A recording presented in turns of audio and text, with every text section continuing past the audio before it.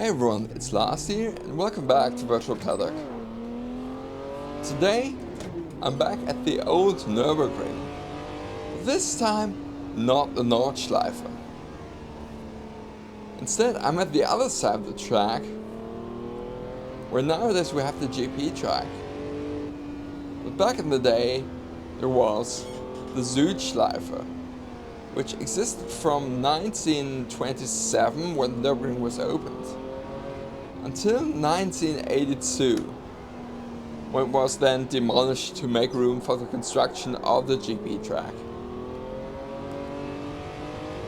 But the Südschleife was quite a bit longer than the GP track. In full race configuration it was 7.747 kilometers.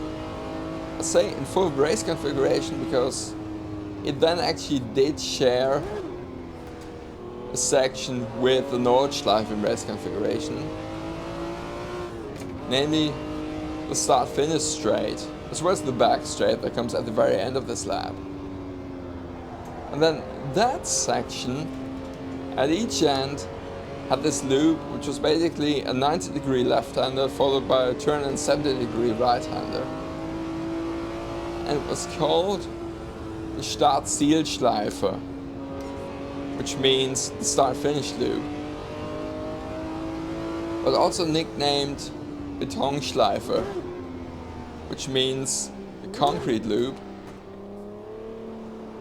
And overall, Nordschleife could be used, Nürburgring could be used in 4 different layouts back then. One of them was the Start-Zielschleife. Then you could do what I'm doing today, the Südschleife with the Betonschleife. You could also use the Nordschleife with the Betonschleife, which was by far the most common one. That was 22.8 kilometers long. Or the full track, which then was 28.29 kilometers long. But interestingly, that was only done for like major races for the first 5 years of the Nürburgring's existence. The last major race on the combined track was done in 1931, and afterwards all the big prestigious races all went to the Nordschleife, like big endurance races or Formula 1 later. That was all at the Nordschleife. And the Südschleife would like get Formula 2, it would get motorcycle races. But it was always in the shadow of its bigger brother to the north. But today, let's shine some light on it.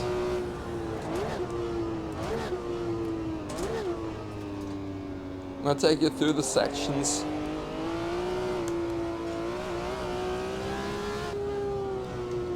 First section is called Brenkekopf.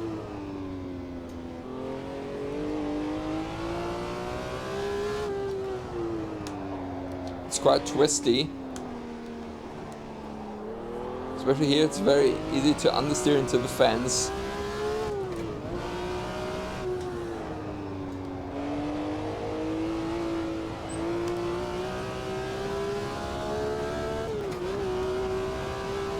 Now here we are at Aschenschlag. The next few corners were nicknamed the Hexenkurven, which means like witches' corners. It was a nickname because the corners are so tricky. Heading into Seifgen.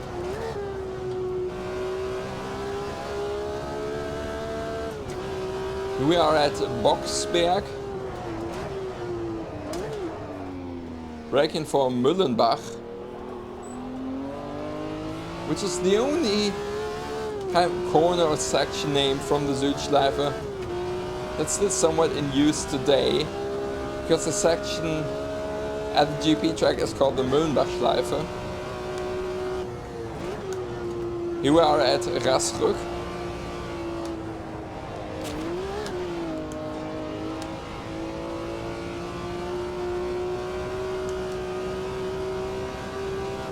And braking hard for Schaferkopf.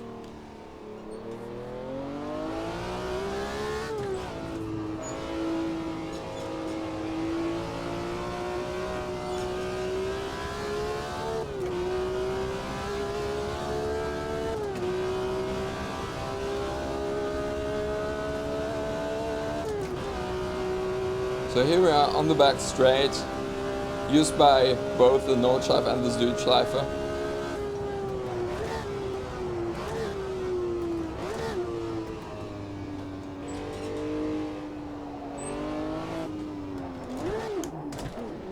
Oh, I misshifted.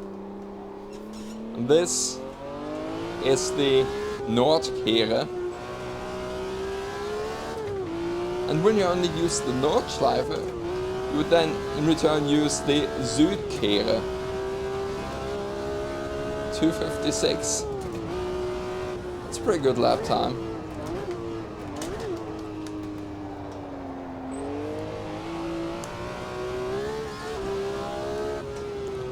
Lap record here was a 2:38 or 2:39. I'm going to put the exact lap time on screen. I know that was in 1970 by Helmut Kallinas in a Can-Am March 707.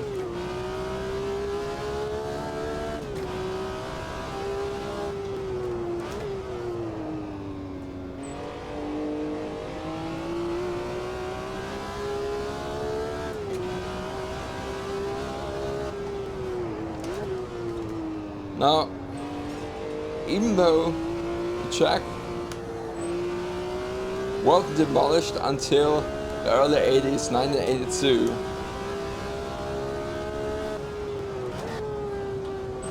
the death of the Südschleife was pretty much a done deal ever since the late 70s. Because when in the early to mid 70s, Nürburgring was updated to better meet safety standards of its time, they actually only updated the Nordschleife and not Südschleife. And then from the mid 70s onwards, it no longer hosted any races at the Südschleife. You see, the Südschleife had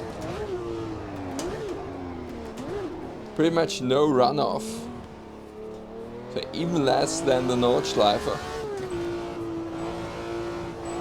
which in itself really is not a track known for runoff. I mean, the Nordschleife barely has any, but the Südschleife even less.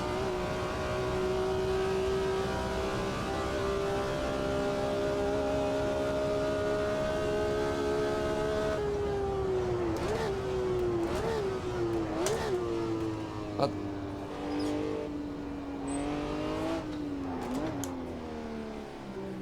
I don't want the Südschleife to be forgotten. I mean, I had never driven it much until recently, but it's actually such a fun track.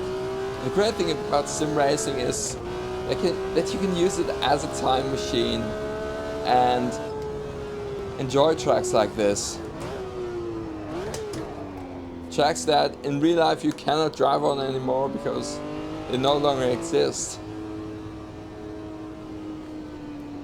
Tracks like the Nürburgring Südschleife.